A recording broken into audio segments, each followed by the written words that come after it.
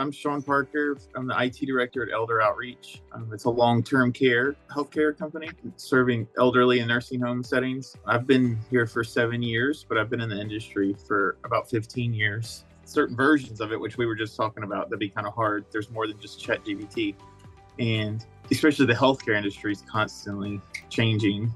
And, you're getting demands from different places, from the people that you're providing care to, families, the doctors, you have outside providers, so you don't know that you might be able to block it today, but in a few months that may not be a good solution. And then you won't have anything. So when I heard there's something, hey, you can just install this in your environment, prompt security, and it'll keep an eye on it for you. With prompt security, we don't have to worry about AI. We can just, I'm sure it'll get bigger in our industry, but right now we can just say, let y'all kind of watch it for us while we focus on our big projects right now. And then, we're ready, I guess, for when it does expand, a way to 100% say you're protected. You can't just make a policy and try to block people from accessing it. And you could just be harming your business by doing that. There could be some lost revenue by not allowing people to access it in some use cases.